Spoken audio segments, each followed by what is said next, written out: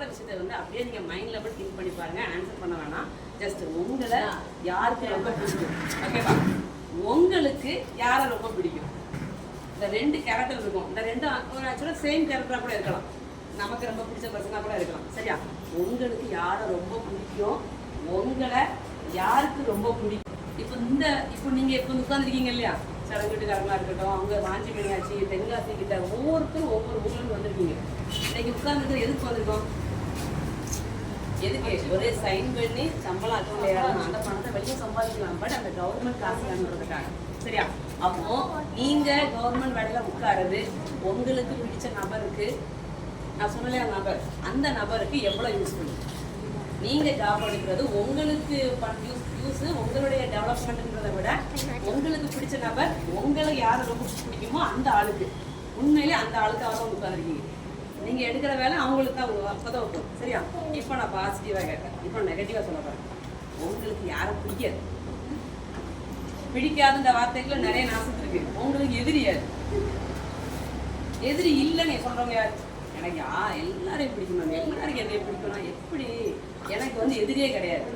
யாரா இருக்கீங்களா? ஜஸ்ட் பக்கத்து வீட்லையோ அடுத்த வீட்லையோ அடுத்த சொந்தக்காரங்க யாரா ஒருத்தங்க ஒரு எதிரி, மைனி ஜெமினி மாமியார், ஏதாவது ஒன்று எதிரி இருக்கா? நம்மளுக்கு பார்க்கணும் வளர்ச்சி உங்களுக்கு பிடிக்காது. சரி, இன்னைக்கு பேக்கை தூக்கிட்டு சுதா வந்திருக்காங்க, சாரவா வந்திருக்காங்க. ஞாயிற்றுக்கிழமை இவன் எங்க போறா? ஜெராக்ஸ் எடுக்க பிரிண்ட் கடையில நிற்கிறாரு. எதுக்கு இவன் வாராவா? ஜெராக்ஸ் எடுக்க போறா. எனக்கு விடிய காலம் போல இவன் போனு இப்போ காலையில் 4 மணிக்கு இருந்து லைட் போடுற மாதிரி இருக்கீங்கள, இந்த எதிரி வாட்ச் பண்ணுவாங்களா இல்லையா? பக்கத்தில் இருக்க இல்லை, நீங்கள் ஒரு ஃபங்க்ஷனுக்கு போல அவங்க என்ன நினைப்பாங்க தெரியுமா? ஏன் அந்த ஃபங்க்ஷனுக்கு வராமல் இருந்தா என்ன விஷயம்? உங்களுக்கு தெரியும் இந்த ஆள் நம்மளை வாட்ச் பண்ணதுன்றது தெரியும். சரியா? இப்போ நான் என்ன சொல்றேன், அந்த எதிரி நம்ம மேலே வைக்கிற விமர்சனத்தை எல்லாத்தையும் என்ன சொல்றேன்னா கல்லா உருவகப்படுத்துறோம். சரியா? தமிழை நடத்தி ஒரே வணிகம் உலகம் ஓமையெல்லாம் வருது. சரியா? கல்லா உருவகப்படுத்துறேன். சரியா? நம்ம என்ன பண்ணுவோம், நார்மலாக என்ன பண்ணிட்டு இருக்கோம், அந்த 24 பிறந்ததுல இருந்து அந்த 24 முடிவு வர இப்போ வர அந்த எதிரி எரிகிற கல், அந்த விமர்சனமோ ஏதோ எந்த ஒரு அர்த்தம் அவன் சொல்றத போகிறான் என்ன பண்ணுவான், அந்த கல்லை ஒன்று நம்ம மேலே படாமல் பாதுகாப்போம். இது ஒன்று என்ன செய்வான், கல்லை படாமல் கேட்ச் பிடிச்சிட்டு அந்த ஆள் மேலே. சரியா? நம்மளுடைய காலம் இது வரைக்கும் சொல்ல போனா அந்த கல்லை பிடுங்கிறது, கவனமா நம்ம மேலே படாமல் கல்லை கேட்ச் பண்றது, கல்லை பிடுங்கி எரிகிறதுல நம்மளுடைய காலம் இதுவரை கழிஞ்சு போச்சு. இப்போ என்ன சொல்றோம், அந்த 25ல வந்து நம்ம அடி எடுத்து வைக்கும். கல்லை அவன் எரிஞ்சிட்டு போறான், அவனோ அவளோ ஏதோ ஒன்று எரிஞ்சிட்டு போடும். கல்லை எரியிற கல்லை நம்ம என்ன பண்றோம், பிடிங்கி தான் ஆகணும், கேட்ச் பண்ணி தான் ஆகணும். கேட்ச் பண்ணாம மேலே பண்றோம். சரியா? கேட்ச் பண்றது எப்பவும் பண்ற வேலை தான். ஆனா அதை அவங்க மேல திருப்பி எரிஞ்சு காலத்தை வீணாக்கிறத விட அந்த கல்லை சேகரிக்கணும்.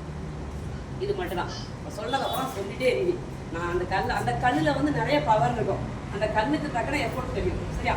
அப்போ கல்லை ஃபுல்லாக சேர்த்து வைக்கிறோம். சேர்த்து வச்சு ஒரு கோட்டை கட்டுறோம். கோட்டை மீன்ஸ் ஒரு வீடாக வச்சுக்கோங்களேன். சரியா? ஒரு கோட்டைங்கிற ஆட்டம் நல்லா இருக்கு. அதான் சொல்கிறேன், வரலாறு வரலாறு வருது.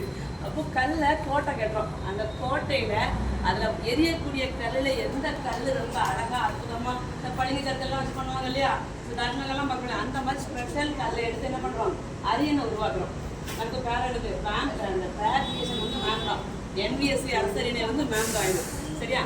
ஸோ அந்த அரியணை ஆக்குறோம், கல்லை கோட்டை ஆக்குறோம். கோட்டையில் இதுக்கு ஸ்பெஷலான கல்லை மட்டும் எடுத்துட்டு அரியணை போடுறோம். அந்த அரியணையில் கால் மேலே கால் போட்டு உட்காடுறோம்.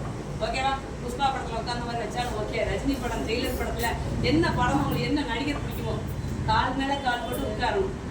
நம்ம கோட்டை கட்டிட்டோம், அரியணை போட்டோம், கால் மேலே கால் போட்டு உட்காந்துருக்கோம். எதிரி எங்க நிற்பான், கீழே நிற்பான். நம்மளை எப்படி பார்ப்பான், அனிதா பச்சை மாதிரி இந்த பொசிஷன்ல பார்ப்பான். ஓகேவா?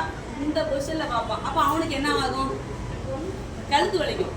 சரி, நம்மளை பார்த்துட்டு அவன் என்ன ஆக்ஷன் பண்ணுவான் அப்படின்னு சொன்னீங்க, எப்படிப்பா இப்படி கோட்டை கட்டணும் ஆயிடுச்சு, அரியணை போட்டு உட்காந்துருக்கான், ஆட்டோமேட்டிக்காக அவன் வாயை பழந்துருவானா, இல்லை கைக்கு வைக்குமா, அவன் பேசின வாயை கூட வைக்கும்.